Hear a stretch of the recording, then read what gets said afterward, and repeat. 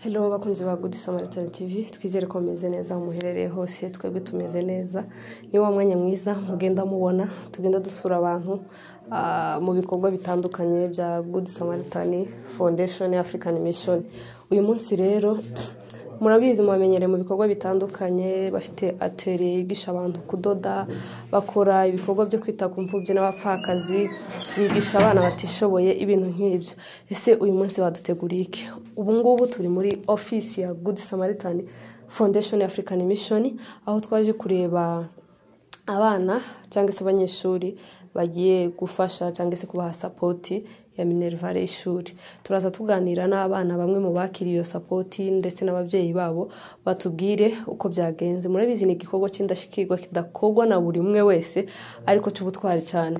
Wewe utaragira subscribe kuri Good Samaritan TV, genda uhakande hanyuma ukomeza ubone ibyiza byinshi bagenda babategurira umunsi ku wundi. Yes guys, nanone n'ubundi muri studio za Good Samaritan TV turi kumwe n'umwana, ni mutoya, nimvuga n'umwana nuko abana bikigega basigaye bikuza.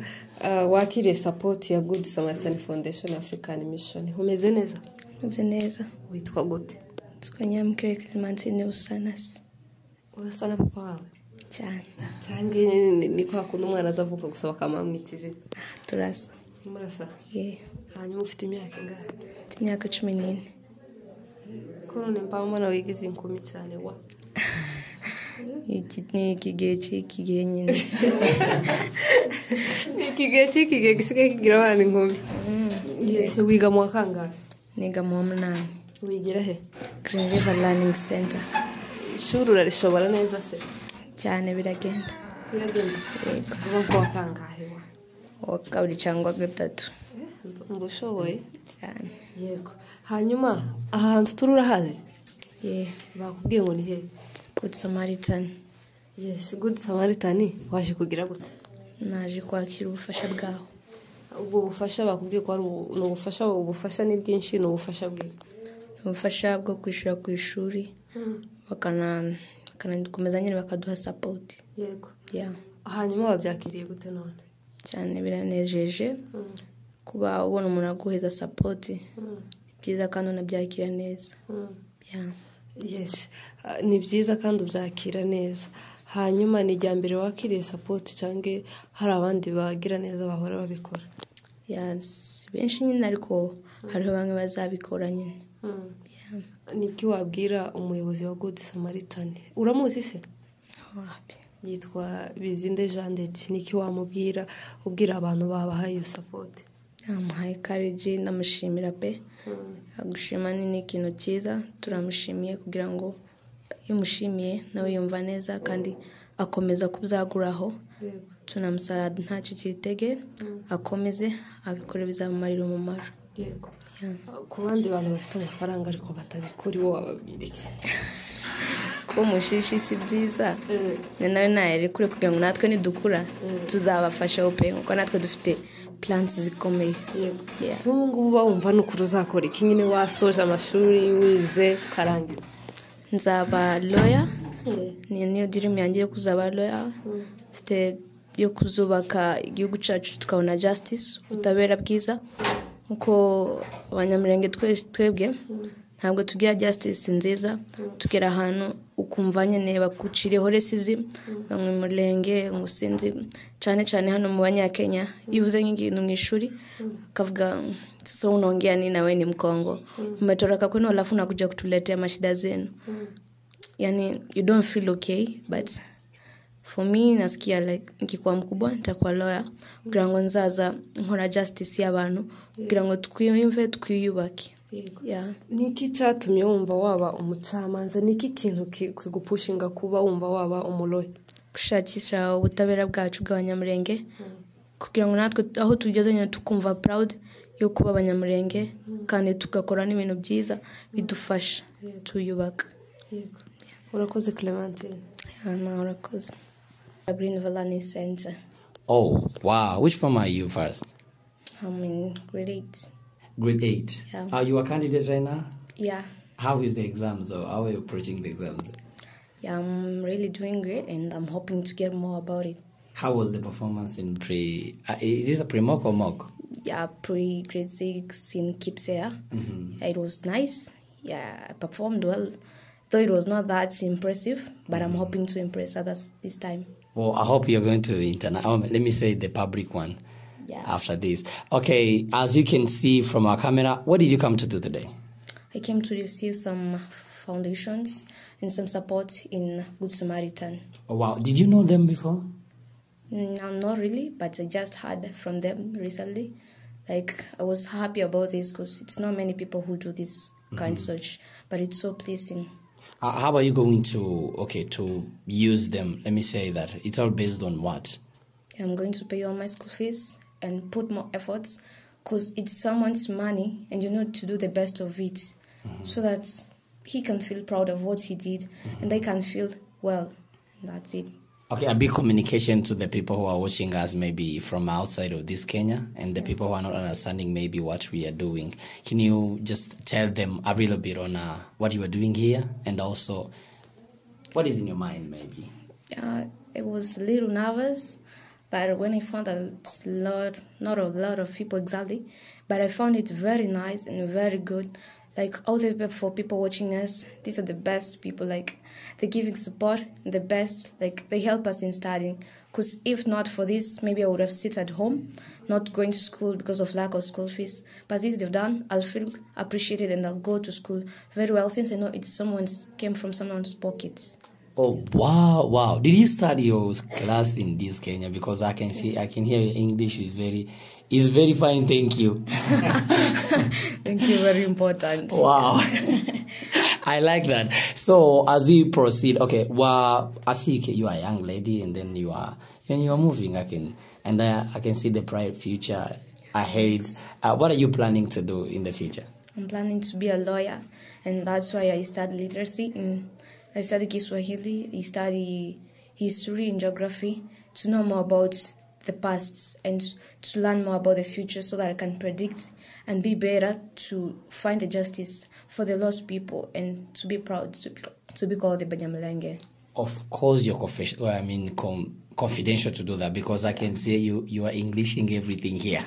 I feel like you can interview me, not me interviewing you. So, and why lawyer? Why lawyer mostly? Because it hurts when you see your people being disrespected, mostly like everywhere.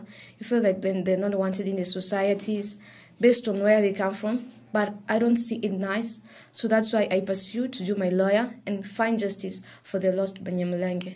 Okay, advice to your tribe mate? Yeah. Give me that. I advise you to be called to be the proud Banyamulenge and to study more so that we can go and build our Mulenge land so that we can be the best. Like, I want to feel like Mulenge is going to be the richest country in the future. Oh my God, that's a prophecy. That's a prophecy for sure. I'll give you thanks to this foundation. Yeah, I thank this foundation. I thank the owner of this foundation. Like, it's really a pleasure to find someone doing this. It's out of his pockets. It's not that because he don't want to do anything. Maybe he has some other plans, but he does it fast. And I'm so grateful for that. And I encourage you to do more things than this. And God will bless you. You're going to find many things, many pleasure things. Like, you're going to be blessed. That's all I thank you. Okay, the last one. When you have money right now, I feel like when someone can give you a big money, not much money, a big money, what can you do for now? For now, I'm gonna improve my mom's job, and help her to boost out her business, so that maybe she's a bit older, and the things that she does, it's a little like when you walk out, then you're like, hey, Mama knows everything, and you're like, yeah, I'm proud. If not for her, I wouldn't be wearing these clothes, I wouldn't not going to school, but I would improve her and make her feel special. Wow, big appreciation to our moms because they think about us and they will never leave us. He's the one who cannot leave us in any situation. So big thanks to our CEO of Good Samaritan, Jean de Dieu Bishop. We really thank you. This thank will reach you in Australia. And the last word, give me the last word because I've liked how you talk. I really appreciate, and it's a good kindness to show this And there are many people out there who want so much support, and like if they got this chance, they really appreciate. And I really appreciate out of the kindness and out of the masses. I thank you and may Lord bless you. Wow, it was Charles on the mic. Clement Saino Mukiri Usanase. Wow, thank you so much. Ciao, ciao.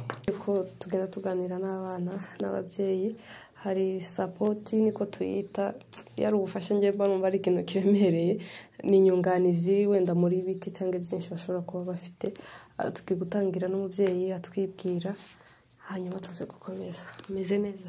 Tumeze neza, turaho turashima Imana. Twageze nitwa Nyirankuriza Valentina, nkaba ndi umukristo usengera muri Gerese. Ubwo rero kino gitondo Good Samaritan yaduhamagaye ngo tuze gufata ubufasha bw'abana biga. Ubwo twahageze nyine batwakiriye neza cyane. Muri iki gitondo ubufasha tumaje kubona, turabashimiye cyane. Dushimiye cyane abo yawusigiye, nabo bari kubikora neza cyane. Abo bafatanyije turabashimiye, na Jean de turamushimiye cyane, n'umufasha we turamushimiye cyane. Imana ishimwe. Batwakiriye neza cyane, baduhaye ubufasha bw'ishuri, turabashimiye cyane. Abakozi bose mufatanyije aho ngaho muri Amerika turabashimiye cyane, nabo babwire ko tubashimiye cyane. Iki gikorwa bari gukora bagikomeze, kandi Imana nayo izazibakomeza. Tubasabiye umugisha, Imana ihabwe icyubahiro. Tugenda tuganira n'abantu batandukanye n'ubundi. Reka tuganire n'umubyeyi, umwe mu babyeyi bazanye abana babo, nanone nabagira icyo atubwira kuri sapoti babonye. Umeze neza? Yego tumeze neza. Kwita nde? Anyita Uzamukunda Jeannette. Yego. Uri kuri Good Samaritan Foundation African Mission. Mwaje kumaki? Twebwe hari ubufasha bari batugeneye, nibwo twari twaje gufata, tuzanye n'abana. Yego. Yego. Ubwo ni ubufasha nyabaki? Ni ubufasha bwo kwishurira abana amashuri, igihembwe twari tugezemo. Yego. Ukibona telefone baguhamagaye, bakakubwira ati duturutse muri Good, mu by'ukuri byaranshimishije cyane, kuko tugenda tubona ubufasha butandukanye, ariko ni nkaho iyi Good Samaritan nibwo bwa mbere bafashije, nabyakiriye neza cyane kandi byaranshimishije. Yego. Yego. Hari ubundi wigeze kumva ikora ibikorwa nk'ibi? Yego narayumvise, nagiye mbona n'abantu bagenda bacisha nyine ibikorwa bitandukanye ku matelefone, ku ma WhatsApp, mbona ari ibintu bishimishije cyane. Yego. Yes. Nanone igira icyo ubwira umuyobozi wa Good Samaritan yitwa Bizinde Jeannette. Yego, icyo namubwira ni ukumushimira muri aka kanya iki gikorwa yatugejejeho cy'ubu bufasha. Mu by'ukuri nje navuga ko bantabaye cyane, kuko nariko mbona nyine ngeze mu gihembwe kandi mbona nta mafaranga afite yo kwishurira umwana. Ni ukumushimira, ndamushimiye. Imana yo mu ijuru imuhe umugisha, aho ari ntabwo muzi pe, ariko ku gikorwa mwatugejejeho n'ubufasha mwatugejejeho, tuzakomeza tubasengere kandi tubashimire. Yakoze cyane, Imana yo mu ijuru imugirire neza. Yego. Wakoze cyane nawe. Yego, murakoze. Reka nanone tuganirize n'uhagarariye Good Samaritan Foundation African Mission, atubwire uko igikorwa cyari giteye, azi kugira n'icyo avuga wenda ku bantu bashobora kuba bakiriye support. Umeze neza? Turaho, turashima Imana. Namwe? Tumeze neza natwe, ruvutura gusa. Akazuba ariko kavuye Nairobi, turabona ko twasubiye mu masemise. Yego. Izuba ryabaye. Turi muri sama bikomeye. Se sama niki? Ndabizi. Waratubwira muri comment. Sawa. Hanyuma turi muri ofisi ya Good Samaritan Foundation African Mission, nubwo turi muri Good Samaritan TV. Hanyuma twabonye abantu bakira support. Byari bimeze gute, igikorwa cyari giteye gute? Murakoze cyane umunyamakuru, turabashimiye kuduha kino kiganiro. Nkuko ubajije, uyu munsi turi kuri ofisi ya Good Samaritan. Hari igikorwa cyo gufasha imfubyi mu bijyanye na school fees cyangwa se minervale. murabizi ko bari mu gihembwe cya nyuma hanyuma twatekereje nka Good Samaritan kubafasha mu buryo bw'iki gihembwe abashoboka kugira ngo tubashe barebe ko bakwishyura iki gihembwe ko abana barimo birukanwa ku ishuri. Rero nico gikorwa mwabonye cyari hano turimo kubaha iyo minervare y'uko kwezi kwa nyuma cyangwa se igihembwe cya nyuma. Yes. Ubushize twari kuri ahantu hari atelier twari twabasuye nanone dusanga ari abantu benshi bari kudoda tubabajije igihe nanone ibikorwa muri gutekereza hafi muratubwira muri kubitekereza none uyu munsi tukabona mwakoze igikorwa cyo gusapotinga iyo motivation muyikura hehe ni iminsi mike by'ukuri ntiharacamo n'ibyumweru nka 2 ariko mugakomeza mupushinga mugakora ibikorwa nk'ibi by'indashikirwa. Icyambere wawundi baramubajije ngo iki kintu kumeze neza cyangwa iki kintu wakigezeho gute ngo nukubera Imana. Natwe nukubera Imana n'abantu. Buri ufite Imana abantu ntibubabura. First of all ugomba kubanza kuba uri umwizeramana. Ibindi birakurikira. Cyambere twizera Imana mu by'ukuri hanyuma ikoresha abayobozi bacu bafite vision. Bishop Jean de Dieu Bisinde mu by'ukuri ni umuntu ugira iyerekwa kandi ukunda gufasha. Ushobora kugira iyerekwa tandukanye ariko ntugire umutima wo kurekura ngufashe. Ibyo rero arabifite. Hanyuma nanone ntiyakoze wenyine ari kumwe n'abaterankunga akomanga umunsi kundi kugira ngo babashe gukora nk'ibi mwabonye byakozwe. Nta yindi motivation rero nuko twebwe iyo dukoze tubona umusaruro w'ibyavuyemo. Noneho umusaruro uvuyemo wabagenerwa ariko kuza gushima cyangwa kubona niba umwana yari kwirukanwa igihembwe ntirukanwa akiga karangiza kandi agatsinda. Iyo ni motivation ikomeye ituma dusubira inyuma tugashaka izindi mbaraga zo kugira ngo twongere kandi dufasha abandi wenda bari batarafashwa. Ngiyo motivation rero uri munsi kuko waruvuze turi kuri atelier twababwiye ko hari ikindi gikorwa tugiye gukora iki kibanziriza cyo muri ibyo twababwiye n'ibindi murabibona nyuma y'igihe gitoya cyane nabyo tuzabikora. Tubamenyereye mu bikorwa bitandukanye hari gira amata mu Nyamurenge ibintu nk'ibyo. Uyu munsi rero mukaba mwatanze support ya minervare se guha abanyeshuri support ni igikorwa gihoraho cyangwa ni kiza rimwe? Gihoraho kubera ko duheruka niba nibutse neza mu kwezi kwa 7 batari ku 8 duheruka gufasha kandi mu karere ka Kayole abana bagera mu 10 twarabafashije twabahaye kandi minervare y'igihembwe cyo bari mu gihembwe cya 2 twarabafashije. Iki gihembwe cya nyuma dufashije mu karere ka Kasarane. Umwaka nutangira tuzafasha abandi no kuvuga ngo ntago ari ikintu dukora rimwe na rimwe ni ikintu kiri set neza muri database zacu z'abantu bagomba gufashwa mu school fees y'abana kuko birinikema ku mfubyi cyane nibo bagenerwa bikorwa mu bijyanye na minervare buri gihe yego bafashwa n'ibindi bitari minervare ariko ijyanye na minervare cyo ni ikorwa gihoraho dufite abana dufasha. Yego tuba dufite amatsiko yo kumenya ibizobejo tutarahagera ko muradutegurira iki? Abanyamakuru bazabaza noneho ibyo ni byinshi uko nari mbikubwiye n'ubundi bwo duherukana narabikubwiye ko ibyo tubateganyiriza ni byiza kandi wabibonye. Twebwe iyo dusezeranye dusohoza turateganya gukora ibindi kandi vuba. Wizere ko akundira kubwira ubushize ko n'ubu nkubwiye uzabibona. Nanze kukubwira icyo ari cyo kugira ngo abanyamakuru gakuriya uko wasanga kera bigeze kure. Ariko icyo tubateganyiriza ni byiza pe kandi turabiteganya byinshi kuko Good Samaritan n'abantu bari active bafite amaproje atandukanye badahwema gukora. Gusa ko turateganya ibindi mu bijyanye n'indi volet itari ya education. Nabyo muzayibona ejo bundi. Yes, reka dukomeze tubashimire ku bikorwa byiza by'indashikirwa mukora by'ukuri mureme ibyiringiro kuba bibuze hanyuma ijambo rimwe nk'umuyobozi dusoza. murakoze cyane. Ijambo rya mbere ni ugushimira ubuyobozi bwacu bwa Good Samaritan Foundation, ariwe Bishop Missionary Jean de Dieu Bizinde ndetse na Vice President Solange Mutesi. Turabashimira, muri abantu b'intangarugero, muri abakozi beza bafite umutima wo gufasha, kandi tubasabira umugisha ku Mana, courage, kandi nakwe turi kumwe. Hanyuma turashimira abaterankunga bose basapotinga kino gikorwa cya Good Samaritan.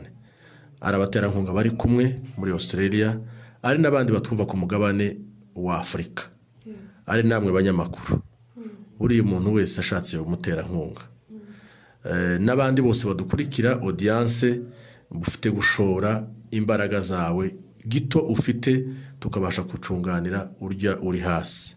So turamushimira cyane n'abaterankunga, ariko kandi dushimira n'abakozi ba Good Samaritan muri body ya Afrika n'abadahwema gukora. Mu by'ukuri turabashimira. Hanyuma ndumva igisigaye turashimira Imana ikomeza kubashoboza, kandi twizeye tuniringiye kubyo tutarageraho tuzabigeraho. Murakoze cyane. Murakoze nawe. Big man to Good Samaritan Foundation. Shout out to everyone who is watching us right now on your screen. This is a Good Samaritan as usual. We appreciate your work. We really appreciate your support, your comment, and everything you put for us to be encouraged so that we can move on. Right now, we want to thank you, our Good Samaritan, and without forgetting the CEO of Good Samaritan and all the supporters from Australia. We really appreciate everyone in the world who is thinking best for helping others. Thank you so much. May God bless you so much. Today, we are here for, recognizing the support as usual Good Samaritan do for the people who are receiving their school fees, the widows and the orphans, and everyone CEO of Good Samaritan think about when he's come to supporting. So he has supported everyone who was passing here, and the people received, the support so that they can put something in their school fees and also be encouraged in their life. So we thank you, the CEO of Good Samaritan, and all the supporters from, who really put much so that Good Samaritan can move on. So really thank you for the people who have given out their thanksgiving to the Good Samaritan, CEO, and everyone who is working for it to be fulfilled to them. Thank you so much. This was Charles Mugabe on your mic. And also, I can recognize someone who is on the camera. Big shout out to the one who is taking this video. Is Eve, let me say that way. So may God bless you so much. We really thank you. And everybody who has any comment and anything you can contribute so that we can continue to move on. We are here to receive and even to hear from you. Thank you so much. God bless you.